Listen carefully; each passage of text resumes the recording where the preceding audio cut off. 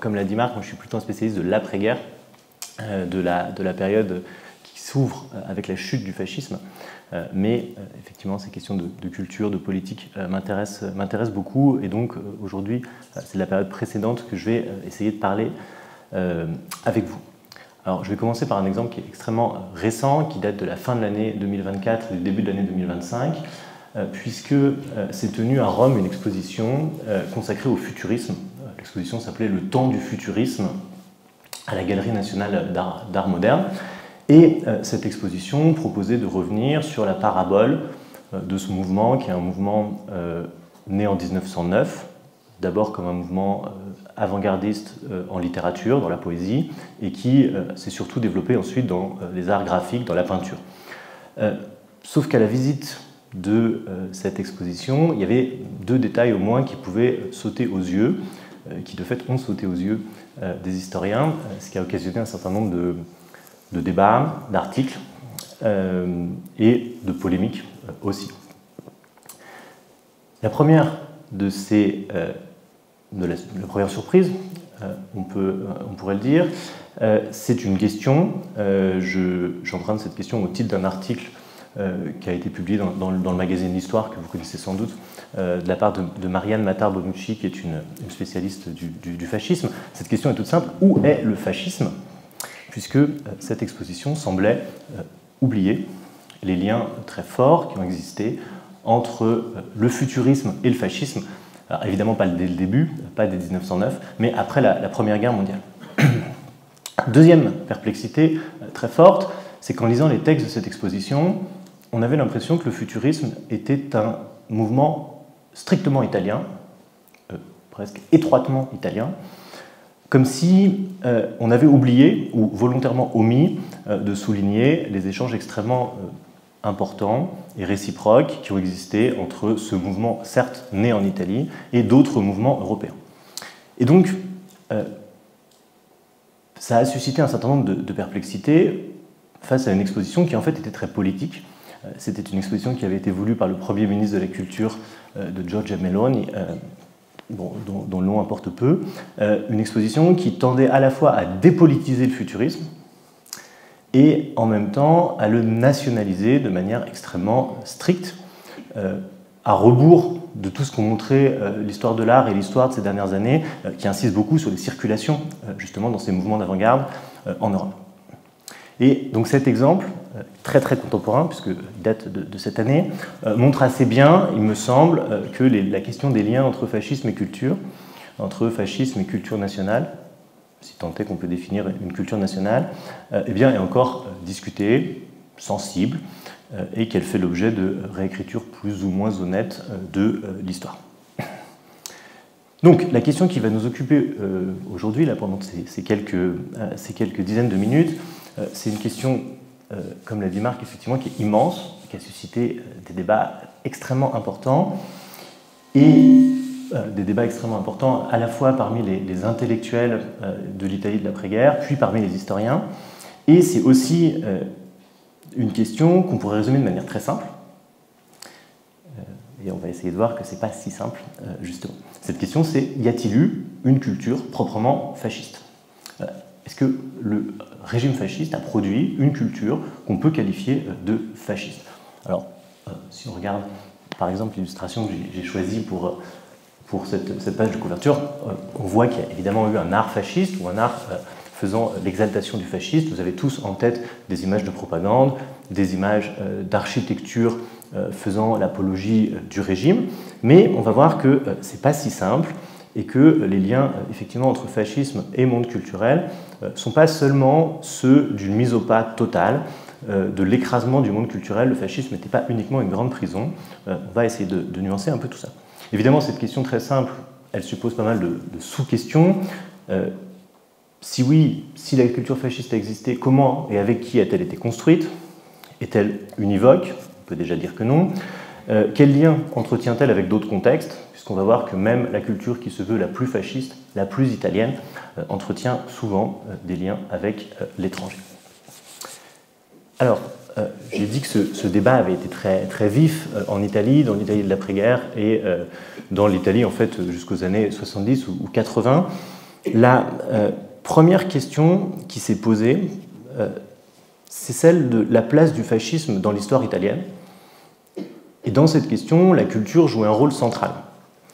C'est-à-dire, on pourrait la poser un peu de la façon suivante. Le fascisme a-t-il constitué dans l'histoire de l'Italie une parenthèse, malheureuse certes, ouverte par la Première Guerre mondiale, plus ou moins refermée par la Seconde, et après laquelle l'histoire de l'Italie qui s'est unifiée, vous le savez, au milieu du XIXe siècle, aurait pu reprendre plus ou moins son cours. Ou bien, à l'inverse, le fascisme est-il le produit, le fascisme et sa culture sont-ils le produit de cette histoire unitaire, c'est-à-dire du nationalisme du XIXe siècle, de la foi dans le progrès, de la foi dans la vitesse, de la foi aussi dans la guerre, puisque l'État italien s'est unifié dans la guerre. Et vous savez sans doute que si l'Italie décide d'entrer en guerre en 1915 pendant la Première Guerre mondiale, c'est pour terminer son processus unitaire, pour récupérer les dernières terres qui, selon les nationalistes italiens, manquent à l'Italie, c'est-à-dire le Trentin haute Adige, qui aujourd'hui sont des régions italiennes, mais aussi la Trieste, la péninsule istrienne, qui sont aujourd'hui Trieste en Italie et l'Istrie en Croatie. Donc c'est un vrai débat qu'on ne poserait plus du tout comme ça aujourd'hui, et d'ailleurs que l'historiographie ne discute plus du tout, mais qui à l'époque fait couler beaucoup d'encre, parenthèse, ou au contraire, prolongation logique de l'unité italienne, nationaliste et belliqueuse. Dans ce débat, naturellement, s'il y a débat, c'est que les gens ne sont pas d'accord. Les réponses ont pu varier en fonction des acteurs. Donc les plus critiques du nationalisme et du processus unitaire, souvent à gauche, mais pas seulement, insistaient sur la continuité. Et à l'inverse, ceux qui voulaient un peu sauver ce qui avait précédé le fascisme sur la parenthèse. Donc aujourd'hui, je le disais, le problème ne se pose plus de cette façon-là parce que on ne réfléchit plus forcément non plus en termes de culture nationale, puisqu'une culture nationale est partagée par tous les habitants d'un pays. C'est en fait difficile à déterminer et ça n'existe sans doute pas. On sait que la culture se décline en fonction de différences régionales, de différences sociales, de différences de genre, mais c'est un débat qui a joué un rôle très important et qui a survécu autour de la question de la culture fasciste et de son devenir. Sur la question de savoir s'il a existé ou pas une culture fasciste, les intellectuels de l'après-guerre ont souvent été très catégoriques, disant non. Certains, c'est par exemple le cas de Bobbio, qui est un philosophe extrêmement important de l'Italie de l'après-guerre, écrit même « Le terme de culture fasciste est un oxymore ». L'idée, c'est que le fascisme et la culture sont absolument étrangers l'un à l'autre, que les productions culturelles produites par le fascisme seraient de très mauvaise qualité, visant uniquement à la propagande, et que la vraie culture, elle, serait restée pure, à l'étranger, dans la sphère privée, et n'aurait pas été contaminée par le fascisme. Vous voyez bien ce que cette position peut avoir de politique, et en fait aussi de problématique parce qu'elle est fausse. C'est évidemment beaucoup plus complexe que cela, et il serait trop facile de dire que le terme de culture fasciste est un oxymore. On pourrait s'arrêter là, mais c'est évidemment pas ce n'est évidemment pas un reflet fidèle de la réalité. Donc aujourd'hui, ces positions, encore une fois, elles sont plus défendues par grand monde, mais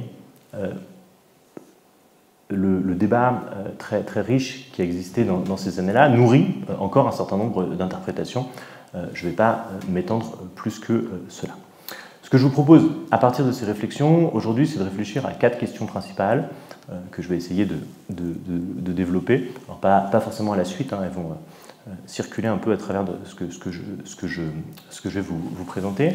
La première, c'est peut-être tout simplement celle de l'enrégimentement de la culture.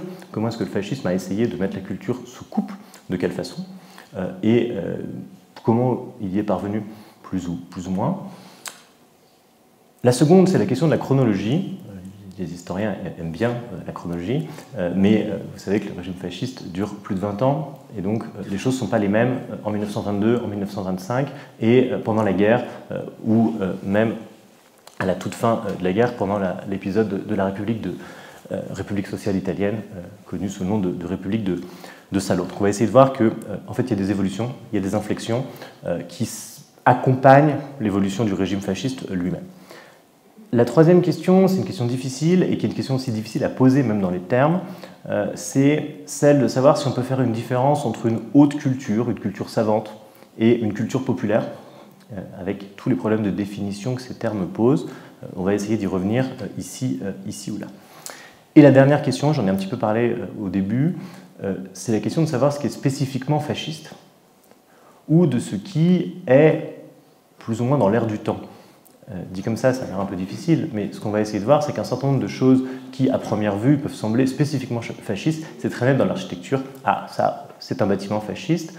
Ben, en fait, on va voir qu'il y a beaucoup de circulation, et qu'on trouve des choses qui peuvent être assez semblables dans d'autres contextes, sans être spécifiquement fascistes. Évidemment, si vous mettez des faisceaux, un aigle et une devise, ça devient très fasciste. Mais si vous les enlevez, vous avez des bâtiments qui, malgré tout, peuvent dialoguer avec d'autres réalisations ailleurs. Alors, première partie, je l'ai pensé autour de la question de la culture et des mouvements qui sont les plus directement identifiables comme fascistes ou liés au fascisme. On va d'abord parler du futurisme et de ses évolutions, dont on a en partie un exemple ici, faire un tout petit excursus vers la musique, et ensuite, si on a le temps, on dira un mot de l'architecture. Puis ensuite, je vous expliquerai la suite de la deuxième partie. Donc, la première chose qu'il faut avoir en tête, et qui complique évidemment notre recherche d'une culture fasciste, c'est que le fascisme lui-même n'est pas un système cohérent. Le fascisme a évolué dans sa doctrine, et même quand on a essayé de le fixer comme doctrine politique, les termes qui ont été utilisés ont souvent été des termes assez vagues, insistant sur le fait que le fascisme était plutôt un état d'esprit qu'une doctrine, ce qui permet d'avoir quelque chose d'assez souple. Je pense par exemple, il y a un grand projet, on en reparlera, d'encyclopédie italienne, une encyclopédie qui est rédigée en 36 volumes, qui est une immense encyclopédie rédigée dans les années, fin des années 20, début des années 30, et l'article fascisme est en fait assez flou. Donc le fascisme en soi, ce n'est pas une idéologie totalement cohérente, ce qui complique évidemment la recherche d'une culture spécifiquement fasciste. Ce qui est certain, c'est qu'il y a évidemment des grands traits que l'on connaît tous, que je rappelle rapidement: le nationalisme, l'impérialisme, la volonté de construire un empire colonial, de reconstruire l'empire romain, l'exaltation de la force, de la violence, le rejet de la démocratie parlementaire, l'hostilité à la gauche dans son ensemble. Mais il y a aussi des choses qui ont fluctué dans le temps, voire qui ont opposé différentes factions du fascisme. Vous avez toute une partie du fascisme qui se proclame révolutionnaire. Révolutionnaire, ça ne veut pas dire de gauche, mais révolutionnaire, extrêmement anti-bourgeoise, hostile à l'Église, considérant qu'il faut exalter l'âme populaire des Italiens, le bon sens des ouvriers et des paysans, et très méfiante à l'égard de l'Église. L'Église considérée comme l'allié de la bourgeoisie. A l'inverse, il y a une âme du fascisme beaucoup plus conservatrice, bourgeoise et catholique, traditionnaliste. Donc, il faut garder cette idée en tête parce que sinon on a du mal à comprendre la labilité du fascisme comme idéologie. Donc ici, je voudrais m'appuyer essentiellement sur un exemple, qui est l'exemple du futurisme. Donc je vous l'ai dit, c'est un mouvement qui naît en 1909 autour d'un poète qui s'appelle Marinetti, qui est déjà célèbre à l'époque, qui devient encore plus célèbre par son exaltation de la guerre italienne en Libye en 1911. Et le futurisme, comme son nom l'indique, célèbre le futur, la vitesse, la puissance, la guerre, l'idée que la guerre, c'est l'endroit où les forces de la modernité se déploient, et d'une manière générale, la modernité.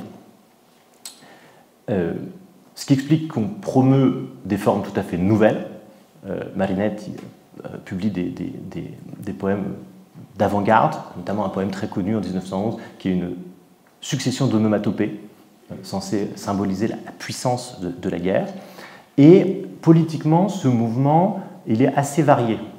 Vous avez des socialistes, vous avez des nationalistes, il est encore à ce moment-là assez varié. Vous voyez bien qu'en termes de thématiques, il y a des convergences assez nettes avec ce que va pouvoir être le fascisme après-guerre, mouvement créé en 1919, qui arrive au pouvoir dès 1922, et de fait, Marinetti va être une figure importante des intellectuels fascistes. Il va participer à la création des faisceaux, donc ces groupes à l'origine du parti fasciste. Il va signer le manifeste des intellectuels fascistes, dont on reparlera, et il va a posteriori reconstruire le lien entre fascisme et futurisme. Il dit même, en 1924, le fascisme naît de l'interventionnisme et du futurisme. Donc l'interventionnisme, c'est la volonté d'entrer en guerre en 1915 pendant la Première Guerre mondiale, qui a provoqué des débats immenses en Italie et qui a vraiment coupé la société en deux. Donc l'interventionnisme, la guerre, mais aussi derrière tout ça le nationalisme, la volonté de conquérir ces territoires nouveaux, et de l'autre côté, le futurisme et ses principes. Le futurisme ne va jamais être un art officiel, c'est-à-dire que dans les commandes officielles, vous avez peu, voire pas d'œuvres futuristes, mais les principaux artistes futuristes vont être célébrés par le régime, ce qui n'est pas exactement la même chose. Je vous montre quelques exemples de ces œuvres qui sont typiques, enfin, caractéristiques du futurisme. Ici, une œuvre de Bâle, qui est sans doute le peintre futuriste le plus connu, en tout cas au début de la période, vitesse abstraite. Donc la vitesse est rendue, on peut imaginer les roues d'un chemin de fer ou d'une automobile, la voiture est célébrée par les futuristes, et donc une œuvre qui est une œuvre célébrant à la fois vitesse, rapidité, modernité. Autre exemple, cette fois-ci dans le domaine de la sculpture, une œuvre assez fascinante de Bertelli qui s'appelle Profil continu du Duce, une œuvre de 1930, donc qui est une œuvre qui à première vue peut sembler abstraite, mais qui en fait dessine le profil de Mussolini. C'est une œuvre ronde, et en fait vous pouvez en faire le tour, et vous avez perpétuellement deux profils de Mussolini. Et cette œuvre frappe les imaginaires. Il y a beaucoup d'articles qui sont écrits sur cette œuvre dans les années 30, y compris à l'étranger, au-delà de la célébration de Mussolini lui-même. Alors, il y en a des déclinaisons commerciales, se mettent en place des entreprises qui viennent le copier. Et donc là, vous avez une petite publicité qui dit que donc, le profil continu du Duce est reproduit en métal, en maïolique, en porcelaine, et donc de différentes tailles, que la reproduction en bronze chromé coûte 25 lire, mais que le support sur lequel il y a écrit Dux n'est pas inclus. Mais c'est une œuvre vraiment très emblématique de la période. Le mouvement va ensuite, dans les années 30, évoluer vers ce qu'on appelle parfois l'aéropeinture ou l'aérofuturisme, et là encore va converger très nettement avec les objectifs du régime fasciste. L'idée, c'est que la voiture, qui avait vraiment constitué le cœur de l'imaginaire des futuristes au début du siècle, perd un peu de son intérêt, parce qu'elle se démocratise. Alors elle se démocratise pas franchement, mais disons qu'elle se multiplie. Et les futuristes vont commencer à regarder vers les avions. L'idée, c'est que l'avion, c'est la force de la modernité. Donc on regarde les avions avec intérêt. On regarde les nouvelles perspectives que peuvent offrir l'aviation sur le monde, avec donc des vues en contre-plongée, avec des vues prises d'en haut, parce que c'est une nouvelle façon de regarder le monde. Le manifeste de l'aérofuturisme dit « Nous, futuristes, déclarons que les perspectives changeantes du vol constituent une réalité tout à fait nouvelle et qui n'a rien en commun avec la réalité traditionnellement constituée par les perspectives terrestres. » Donc, a priori, un prolongement du futurisme autour de l'avion. Mais en même temps, c'est le moment où Mussolini décide d'accélérer la production d'une aviation militaire pour l'Italie. qui va jouer un rôle extrêmement important dans les années 30, d'abord en 1935 dans la conquête de l'Éthiopie, et aussi, bien que dans une moindre mesure, pendant la guerre d'Espagne. Et donc, cet aérofuturisme qui célèbre l'avion eh bien, rencontre parfaitement bien les objectifs du régime, qui à ce moment-là célèbre sa puissance d'aviateur. Et là encore, l'un et l'autre vont fonctionner de pair. Un exemple ici, un tableau qui s'appelle Dynamisme de train, avion, bateau. Donc là, on voit les trois puissances, une espèce de triptyque presque sacré. Une autre œuvre qui s'appelle Vissage. On voit une dimension très circulaire, c'est l'hélice de l'avion qui est suggérée ici avec une vue en contre-plongée, 1930 là aussi, et un tableau très célèbre qui était celui qui illustrait le début de ma présentation, cet aéroportrait de Mussolini en aviateur, avec sur cette vue d'une Rome antique stylisée, un portrait très martial du Duce en surimpression. Et là, on voit très bien comment les deux, la propagande fasciste et l'aéropeinture, se superposent. Alors, que tirer comme conclusion de cette petite présentation sur le futurisme? Première chose qui est extrêmement importante, c'est que le fascisme, du moins dans sa première moitié, mais ça va durer quand même assez longtemps, n'est pas du tout hostile aux avant-gardes. C'est-à-dire qu'il n'y a pas l'équivalent de l'art dégénéré des nazis. Vous avez peut-être vu cette exposition intitulée Art dégénéré cette année au musée Picasso, mais il n'y a pas du tout l'équivalent de l'art dégénéré chez les fascistes. Il y a même une certaine exaltation de la modernité. Et Mussolini dit régulièrement qu'il ne faut pas faire des choses trop traditionnelles, il faut montrer que l'Italie est moderne et que l'Italie est à la pointe de la création. Ensuite, ce qu'on voit apparaître quand même avec ces questions-là, c'est une forme de tension entre ceux qui promeuvent un art nouveau au sens de neuf, hein, pas l'art nouveau, un art nouveau, et ceux qui au contraire se réclament d'une forme de traditionnalisme, puisque pendant la même période, et je vous en montrerai une ou deux images, certains vont faire des choses beaucoup plus traditionnelles pour exalter le régime. Mussolini a sans doute conscience de ces contradictions. Comme souvent, il tourne un peu autour du problème, et notamment dans un discours en 1926, il dit « Il faut élaborer un art fasciste qui soit traditionnaliste et en même temps moderne ». Bon courage.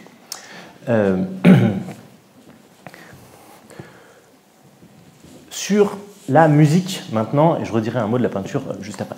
Sur la musique, on voit à peu près la même chose. Alors d'abord, Mussolini est un violoniste amateur, il se pique de musique, et là encore, le régime fasciste n'est pas du tout hostile à la musique contemporaine.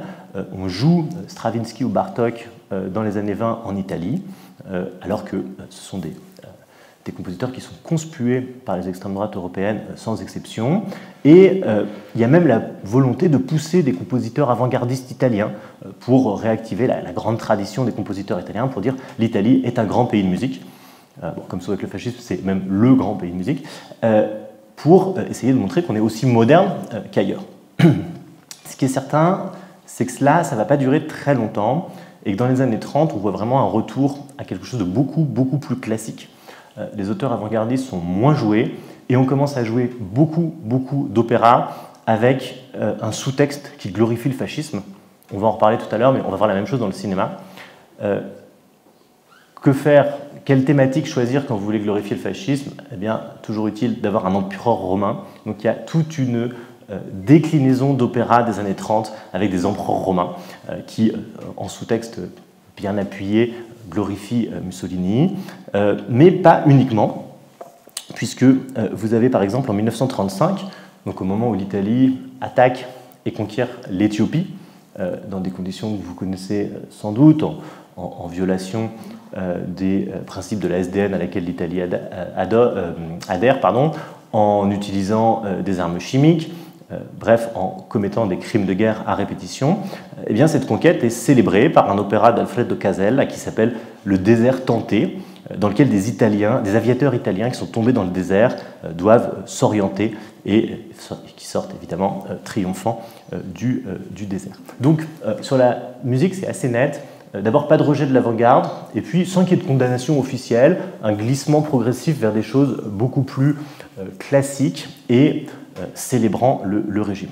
Ça s'observe aussi un peu dans la peinture tout de même, puisque si vous vous souvenez du tableau de Bâle que je vous ai montré ici, qui est un des grands peintres futuristes du début du siècle, Bâle, en 1931, peint une marche sur Rome, que vous voyez ici, qui a plus grand-chose à voir avec les principes futuristes, qui s'inspire en fait quasiment, enfin c'est une citation quasiment directe, on ne voit pas très bien, mais d'une photographie, et là on voit l'évolution d'un peintre qui, d'une démarche qu'on pourrait qualifier d'avant-garde, a glissé vers une célébration beaucoup plus réaliste, classique du régime.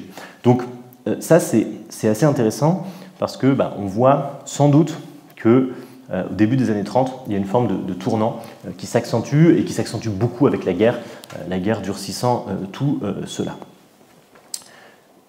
On retrouve un peu la même tension dans l'architecture entre des architectes extrêmement audacieux, qui encore aujourd'hui sont reconnus comme des pionniers d'architecture. Le mouvement d'architecture italien autour d'architectes, enfin peu importe, mais comme Marcello Piacentini ou Adalberto Libera, sont reconnus vraiment comme des grands architectes du XXe siècle, très modernistes, et s'opposent au contraire des architectes qui veulent reconstruire une maison inspirée du Moyen-Âge, inspirée pour certains du XVe siècle, très classique, pour célébrer le passé. Donc tension, là encore très nette, entre d'un côté la modernité et de l'autre côté le passé.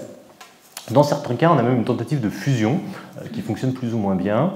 J'avais oublié de vous parler de ça, bon, tant pis. Ça, c'est grande toile de l'art italien du tout début du siècle, qui est une toile de dimension énorme, qui est une citation directe, qui est une inspiration directe pour Bâle là, dans sa marche sur Rome. Mais bon, peu importe, j'en reviens à mon architecture. Il y a des tentatives, je disais parfois, de fusion entre ces deux esprits, modernistes et traditionnalistes. L'un des très bons exemples, c'est le quartier de Léour à Rome, qui est un quartier qui a été pensé pour l'exposition universelle de 1942, l'exposition universelle qui n'a pas eu lieu à cause du conflit mondial, et qui a produit des bâtiments assez singuliers. Si vous avez eu l'occasion d'y aller, vous voyez de quoi je parle, et sinon je vous invite à y aller. Bon, de toute façon, si vous êtes historien, je pense aux étudiants, vous irez, puisque c'est là que sont les archives nationales, un bâtiment immense avec écrit en lettres de plomb d'1 mètre de haut, archives centrales de l'État. On touche presque du doigt à ce que c'est que la réalité d'un État. Et en tout cas, dans Léour, il y a une volonté de faire coïncider une âme romaine avec du modernisme. Ça marche plus ou moins bien, mais l'un des bâtiments symboliques, c'est ce palais de la civilisation et du travail, qu'on appelle parfois le Colisée carré, qui est aujourd'hui le siège social de Fendi, c'est notre destination. Mais on construit avec des obélisques. Donc là, une citation directe de la grandeur de la Rome antique et une exaltation de la geste militaire mussolinienne, avec des choses qui sont extrêmement traditionnelles. Là, vous voyez le Duce sur son cheval qui salue debout sur les étriers des enfants, des femmes, des soldats, des aigles romaines et au fond l'autel de la patrie. On a une sorte de syncrétisme très fort. Je me demande si c'est pas Garibaldi, là, pas sûr. Mais bon, en tout cas, tout est mélangé dans quelque chose de très classique. Mais en même temps, dans ce même quartier, vous avez des choses beaucoup plus originales, comme ce palais des congrès, donc de l'architecte Libera dont je vous parlais tout à l'heure, qui est l'un des grands architectes de la période et qui est, lui, de facture beaucoup plus moderniste. Donc cette tension, il me semble que c'est assez intéressant de la souligner parce qu'on va la retrouver pendant une bonne partie de la période, et même ces constructions du début des années 40 en gardent une forme de trace. Donc ça, c'était pour les mouvements qu'on peut qualifier de fascistes, plus ou moins. Il me semble que c'était important de montrer, d'avoir en tête que le fascisme n'est pas hostile aux avant-gardes, au moins jusqu'au milieu des années 30. Et même dans ces années-là, il ne va pas faire de grandes proclamations contre les avant-gardes. Et de voir qu'il y a cette espèce de tension entre deux visions. C'est jamais aussi simple, c'est jamais deux visions qui s'affrontent, mais globalement entre deux voie générale qu'on peut opposer. Alors, ma deuxième partie, je souhaitais la consacrer cette fois-ci à la mise au pas, aux tentatives du régime qui ont existé pour mettre au pas la culture dans un sens très, très large, et on va avoir l'occasion de voir un certain nombre d'exemples. Après la guerre, pas mal d'intellectuels ont dit que finalement, sous le fascisme, on pouvait quand même trouver des îlots de liberté, qu'on pouvait certes, d'un point de vue politique et public, on était un peu obligé de prêter allégeance au régime, de montrer des marques de respect, mais qu'on trouvait quand même des espaces où on pouvait garder une certaine pureté idéologique et une pureté culturelle. Cette idée, elle a quand même été assez fortement nuancée, notamment parce qu'en fait un certain nombre des antifascistes en question qui ont avancé cette idée sont en fait eux-mêmes des gens qui avaient assez largement prêté allégeance au régime, et donc c'était assez pratique après la guerre de dire certes on prêtait allégeance, mais en fait on arrivait à garder dans notre fort privé, dans la sphère privée ou dans les discussions à l'université une forme d'autonomie. Donc c'est une question qui est évidemment difficile à trancher encore aujourd'hui. Quel est le degré de sincérité de ceux qui prêtent allégeance au régime, quelle est leur possibilité de garder une voie autonome. C'est difficile à trancher. Ce qui est certain, c'est que ça n'était ni une immense prison, ni un lieu où finalement le fascisme était juste une contrainte d'opérette et où on pouvait dire ce qu'on voulait. C'est évident que ce n'était pas le cas. Ce qui est certain, c'est qu'assez rapidement, le régime cherche à mettre la main sur les intellectuels pour à la fois construire son récit, construire le récit qui entoure le fascisme, sa montée au pouvoir, sa justification, et puis aussi tout bêtement pour contrôler la société. J'ai évoqué très rapidement tout à l'heure en 1925 le manifeste des intellectuels fascistes. Ça c'est un moment important puisque c'est un texte signé par de très nombreux intellectuels qui appuient le régime fasciste, considèrent que c'est un facteur de renouvellement spirituel de l'idée, et que c'est pas seulement une adhésion politique, c'est aussi l'idée que le fascisme va stimuler la culture. Dans ces signataires, on retrouve des fascistes de la première heure, Marinetti, dont j'ai parlé tout à l'heure, le poète D'Annunzio, que vous connaissez sans doute, et des théoriciens importants, l'historien Volpe, et surtout Gentile, qui est le grand philosophe du régime, qui est le grand architecte de la pensée fasciste. On retrouve aussi des signataires qui vont plus tard se désolidariser du fascisme. Je pense par exemple à Pirandello, qui signe en 1925, à Malaparte, qui signe aussi, au poète Ungaretti. Donc il y a un certain nombre de figures extrêmement importantes qui signent ce manifeste. Ce manifeste, il reçoit une réponse, dit manifeste des intellectuels antifascistes, donc vraiment de manière très, très spéculaire, qui est publié la même année, en 1925, et qui là rassemble ceux qui condamnent le fascisme et qui accusent le fascisme de vouloir justement enrégimenter la culture.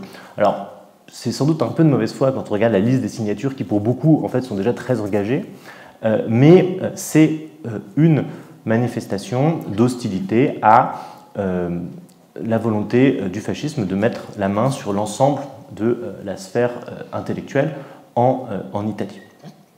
Vous voyez aussi qu'en 1925, on peut publier un manifeste antifasciste dans la presse. Ce ne sera plus le cas très vite, puisque à partir de 25-26, les choses vont être beaucoup plus difficiles, voire interdites, avec la mise en place d'une censure dont je vais reparler. Donc, ce qui est important de souligner, c'est que ces intellectuels, on ne les a sans doute pas beaucoup forcés, on ne les a même sans doute pas forcés du tout, et que très vite le régime essaye de choyer un certain nombre d'intellectuels, crée une académie avec 60 académiciens qui sont très bien rémunérés, qui reçoivent un certain nombre de gratifications symboliques et qui doivent montrer la voie. L'idée c'est vraiment celle-ci, ils doivent montrer la voie. Mais ensuite, le régime cherche à enrôler tous ceux qu'on a pu appeler les intellectuels intermédiaire, c'est une catégorie, à mon avis, qui n'est pas extraordinaire, mais qui a l'avantage d'être claire. En fait, tous ceux qui jouent un rôle dans la diffusion de la culture, et donc, en gros, les universitaires, les journalistes, les professeurs du secondaire, les juristes, etc. Et là, ça passe très nettement par la contrainte, bien davantage sans doute que pour les intellectuels les plus en vue. C'est-à-dire que c'est sans doute assez malin du point de vue du régime, qui ne tape pas trop sur les intellectuels les plus connus, qui ont les meilleurs, qui ont des relations internationales, qui sont connus à l'étranger, etc., mais qui serrent la vis à l'échelon immédiatement inférieur. En 1931, tous les universitaires du pays sont tenus de jurer fidélité au régime fasciste. Ils ne sont que 12 à refuser de le faire, ce qui, vous en conviendrez, fait pas beaucoup. C'est difficile d'interpréter ce chiffre, enfin, il me semble qu'on peut quand même l'interpréter de certaines façons. D'abord en rappelant qu'en 1931, ça fait quasiment 10 ans que le fascisme est au pouvoir, donc il y a en fait beaucoup de gens qui sont partis, et on sait qu'il y a eu un exode antifasciste extrêmement important, et qu'un certain nombre d'intellectuels, de scientifiques sont partis aux États-Unis, en France, en Grande-Bretagne, en Suisse. Et ensuite, eh bien, il y a une forme de contrainte très, très forte, puisque le risque, c'est de perdre son emploi, et cette contrainte, elle va se retrouver dans toutes les sphères de la société, puisque de plus en plus, il va falloir jurer fidélité au régime, il va falloir parfois même posséder la carte du Parti national fasciste. Il y a 6 millions d'adhérents au Parti national fasciste en 1939, ils ne sont pas tous fanatiquement fascistes.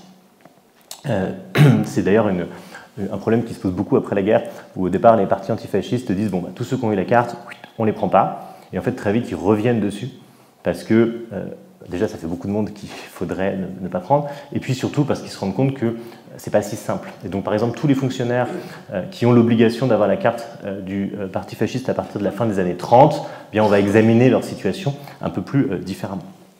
Mais donc se met en place un système de contraintes extrêmement fort. Il n'empêche qu'on peut observer des disparités en fonction des régions dans lesquelles il va y avoir une mise au pas très rapide et très efficace, et au contraire des régions qui vont continuer, des villes qui vont continuer à avoir une activité antifasciste assez importante. La grande ville italienne qui continue quasiment pendant toute la période à avoir une activité antifasciste, qui après la guerre va toujours avoir une activité antifasciste très forte, c'est la ville de Turin, où l'université est assez bouillonnante, où existe un certain nombre d'intellectuels qui agissent plus ou moins ouvertement contre le régime. L'un des exemples, c'est la maison d'édition Einaudi, qui existe toujours, qui est une des grandes maisons d'édition italiennes, qui est fondée en 1933 à Turin, donc qui ne dure pas très longtemps puisqu'elle est très vite surveillée de très près. Un certain nombre de ses auteurs sont poursuivis et son fondateur est envoyé en relégation. Vous savez que le fascisme utilisait cette peine qui était l'envoi dans des régions éloignées et très isolées des opposants. Alors certains étaient purement et simplement emprisonnés, d'autres assassinés, mais certains étaient relégués. C'est ce qui explique que Malaparte, quand il est devenu antifasciste, a été envoyé dans une des îles, je crois à Ponza, que Carlo Levi, l'auteur de Le Christ s'est arrêté à Eboli, a été envoyé à Macerata, en Lucanie, etc. Il y a plein d'exemples de ce type. Et donc le fondateur de la maison d'édition est lui-même confiné. Au passage, c'est ce qui avait valu à Berlusconi cette phrase assez malheureuse où il avait dit « mais le régime fasciste, c'était pas si mal, il payait des vacances aux opposants ». Donc Turin, une ville assez agitée, à l'inverse des villes qui se plient très très vite à la fascisation. Rome, sans doute pour des raisons de proximité avec le pouvoir. Bologne, ce qui peut surprendre quand on sait qu'après-guerre, Bologne est une grande ville du communisme. Et je pense par exemple à des travaux très très récents qui ont été menés, enfin qui sont en fait en train d'être menés en ce moment sur l'application des lois raciales. Vous savez qu'en 1938, le régime adopte des lois raciales contre les juifs. Et des travaux qui sont menés sur l'application de la grande université de Rome, la Sapienza, de ces lois raciales, donc qui sont menées par deux collègues qui travaillent actuellement là-dessus, et qui en fait montrent que dès que les lois sont votées, on exclut les juifs de l'enseignement, on exclut les juifs de l'inscription, alors que le gouvernement n'a rien demandé. Donc l'université devance les demandes du gouvernement, les anticipe assez largement pour montrer que ce sont de bons élèves, ou bien qu'ils soient même convaincus. Donc des différences quand même, malgré cette mise au pas. Cette mise au pas, elle s'accompagne aussi d'une censure qui va être progressive. J'en ai parlé un tout petit peu tout à l'heure, ce n'est pas la peine de reprendre toute la chronologie, l'évolution de la censure, mais en gros le contrôle de la presse il se durcit beaucoup à partir de 1924-1925 et très nettement en 1926 où certains quotidiens sont interdits et à partir de 1926 il n'y a plus beaucoup de possibilités dans la presse et dans l'édition de publier ce que l'on souhaite. À partir de 1926 aussi, c'est un signe qui est quand même intéressant, la censure est plus gérée par le ministère de l'Intérieur, elle est gérée directement par la présidence du Conseil, donc en fait directement par les services rattachés à Mussolini lui-même. Et ensuite, vous avez toute une suite, une succession de lois ou de règles, d'interdictions. Par exemple, en 1930, vous avez l'interdiction de tous les livres marxistes qui sont interdits, mais qui sont conservés dans les bibliothèques. Et on peut les consulter si on montre patte blanche, si on montre qu'on est un bon fasciste, on a le droit d'aller lire pour étude des livres marxistes. La censure se renforce encore à partir de 1936. En 1936 est créé un ministère de la culture populaire qui centralise un certain nombre de choses, la propagande, la censure. Et là, on contrôle de plus près la presse. On commande des campagnes de presse en indiquant ce qu'il faut écrire. Alors, ça ne veut pas dire que ça n'existait pas avant, mais ça se renforce à ce moment-là. On donne aussi des consignes sur les œuvres de fiction, une consigne que j'aime beaucoup du ministre Alfieri, qui explique que dans un roman, l'assassin ne peut pas être italien, et surtout, l'assassin ne doit pas échapper à la justice. Donc, c'est intéressant, mais ça montre qu'on s'immisce quand même assez loin dans l'œuvre de création. Et à partir de 1938, loi raciale, censure des livres ayant un auteur juif. On demande aux éditeurs de ne plus publier les d'auteurs juifs, on demande aux éditeurs de faire la liste. Donc il n'y a pas d'autodafé, mais il y a un retrait des auteurs juifs. Avec évidemment, comme en Allemagne, des débats infinis sur qui est juif et qui ne l'est pas, mais ce n'est pas le sujet ici. C'est aussi à ce moment-là qu'on lance de grandes campagnes contre la culture étrangère. C'est là que je vais parler un tout petit peu du jazz qui constituera je ne sais pas si c'est la prochaine séance, en tout cas une séance en octobre autour de ce film 7/8e ou 7 octaves, je ne sais pas comment ils l'ont traduit en français. Donc on lance de grandes campagnes contre la culture étrangère. Donc là on est vraiment à la fin des années 30, ça c'est encore un peu raidi en termes de rapport à la culture. Et donc l'idée c'est qu'il faut lancer une nationalisation musicale. La radio ne doit pas transmettre de musique étrangère. Donc la radio ne doit pas transmettre de musique venant de l'étranger. Et la cible principale, c'est le jazz, qui est considéré comme une musique américaine, comme une musique noire, parfois aussi comme une musique juive. En tout cas, le jazz est absolument condamné. Autre consigne sur la musique qui est intéressante, on demande à ce qu'on ne diffuse plus de musique légère italienne, considérant que ça contribue au stéréotype sur les Italiens de joueurs de mandoline et qu'on veut des choses sérieuses, viriles, martiales. Le jazz aura sa revanche à la fin de la guerre, puisque les armées américaines, les armées alliées qui remontent l'Italie à partir de 1943 ont dans leur bagage des disques qui sont officiellement nommés les Victory Discs, qui sont des 78 tours de musique américaine, alors pas que de jazz, mais notamment de jazz, qu'ils distribuent tout au long de leur remontée dans la péninsule. Donc,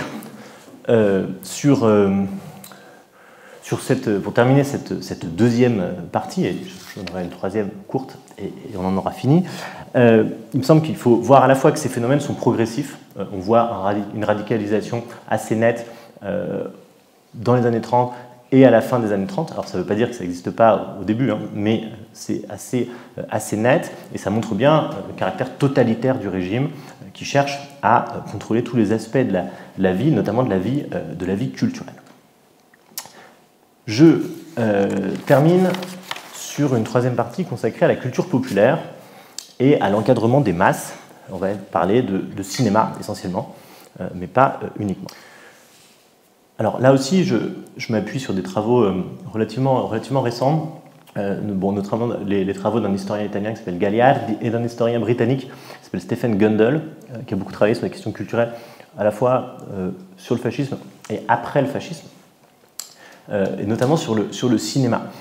Et ces deux historiens partent un peu d'un paradoxe qui en fait est assez surprenant,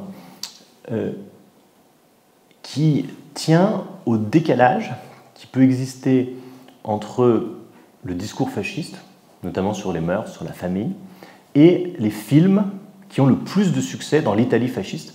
On est en pleine période, dans les années 30, de développement, d'explosion du cinéma. Et l'Italie est un grand pays de cinéma qui produit des films, mais qui aussi en consomme beaucoup. Et il y a un décalage très net entre ces films et la morale fasciste.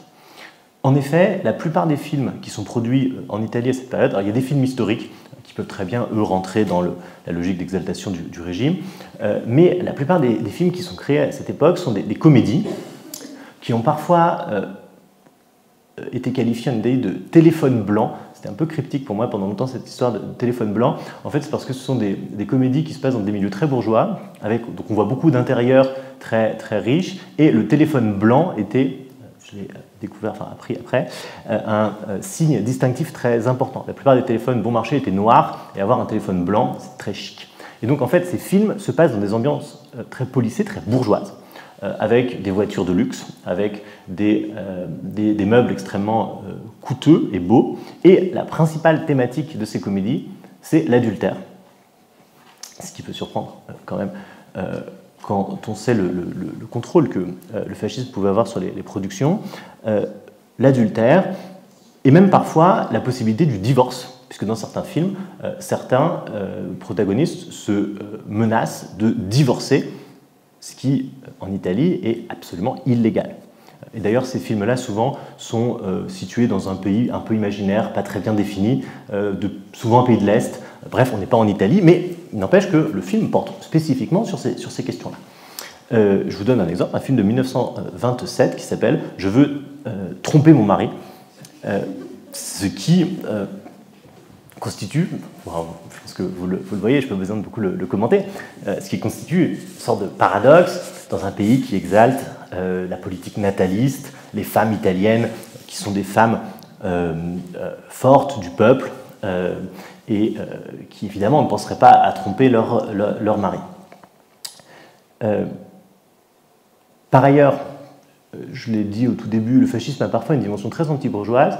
Il y a beaucoup, notamment dans les films d'actualité qui sont diffusés avant les films, beaucoup d'accusations contre les bourgeois qui sont des profiteurs alors que les Italiens travaillent dur. Et donc on a parfois un contraste, même quasiment dans la même salle, entre ces films qui dénoncent la bourgeoisie oisive, donc ces films d'actualité, de propagande, et juste après, un film qui en fait se passe exactement dans ces milieux. C'est exactement la même chose avec les films hollywoodiens qui sont montrés en Italie. Alors certes, parfois avec des réserves, mais on retrouve des stars hollywoodiennes dans les magazines qui, là aussi, ne correspondent pas franchement aux standards de la mère italienne promue par le fascisme. Mais on a vraiment des films avec des héroïnes indépendantes, et c'est sans doute évidemment plus porteur d'un point de vue narratif. Alors vous avez quand même des recommandations à la presse. En 1939, le ministère de la Culture populaire publie un texte dans lequel il dit à la presse, au magazine, « Ne publiez pas de photographies ou de dessins représentant des femmes ayant une taille dite de guêpe », donc inspiré des films hollywoodiens. « Les dessins et les photographies doivent représenter des femmes italiennes bien portantes. » Bon. Mais c'est intéressant parce que ça montre que, en fait, on montre au public, c'est des films qui marchent très bien, on montre au public ce qu'il veut voir. Et donc, plus que la propagande, ce qui intéresse vraisemblablement le régime, c'est que les gens regardent des films, aillent au cinéma. Quand on compare avec d'autres pays, et notamment des pays comparables, c'est-à-dire avec l'URSS et avec l'Allemagne nazie, on repère exactement la même chose. La commission pour le cinéma, le Sovkino en URSS, fait le même constat en disant qu'il vaut mieux que les gens viennent au cinéma dans le cadre des séances promues par le parti unique. et que quand on fait des trucs de propagande, ils viennent moins. Donc il vaut mieux qu'ils viennent pour voir des choses de divertissement, plutôt qu'ils ne viennent pas pour voir de la propagande. Même chose à la radio allemande, où Göring, après avoir au début assommé tout le monde avec des discours de propagande, en fait fait des choses plus légères, avec l'idée là aussi que l'adhésion se construit sans doute plus par la consommation volontaire de films et de produits culturels que par la propagande pure et simple. Par ailleurs, et je trouve que c'est d'ailleurs la partie la plus stimulante du livre de Gundel, il montre comment Mussolini se sert beaucoup de cet essor du cinéma pour se représenter lui-même comme une star de cinéma ou comme un héros de film. Parfois, c'est pas tout à fait, la différence n'est pas tout à fait claire. Et comment il est glorifié, là aussi, en creux par le cinéma. Il y a le même phénomène que pour l'opéra, tel que je l'ai dit tout à l'heure. Il y a beaucoup de films historiques qui glorifient en creux Mussolini. Donc, un film sur Garibaldi, en fait, on voit Mussolini. Un film sur Cavour, le héros de l'unité, on voit Mussolini. Un film sur Napoléon, on devine Mussolini. Puis il est même parfois presque présent dans des films sur les grandes figures même du passé. Il y a un Scipion l'Africain en 1937. C'est une façon de glorifier la conquête, évidemment, de l'Éthiopie par Mussolini. Et puis parfois, même en condottiere du Moyen-Âge. Bon, je vous passe les détails. Mais ce culte de la personnalité, vraiment, le décrit comme une figure, comme un héros de cinéma. Et tout cela est très clairement relayé par la propagande. Mussolini est régulièrement présenté en conduisant des voitures de sport, en sautant à cheval, en nageant.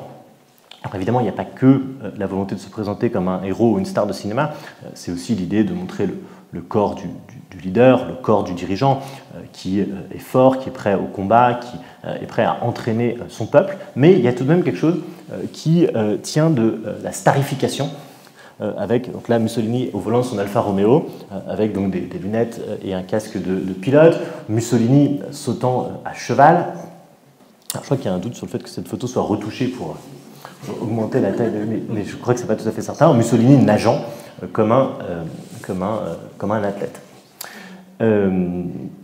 Donc, les travaux de Gundel, pour ça, sont intéressants parce qu'ils montrent comment l'essor d'un star system avec le cinéma dans les années 30 est en partie capté par la propagande fasciste qui en reprend les codes pour présenter le dictateur comme un héros.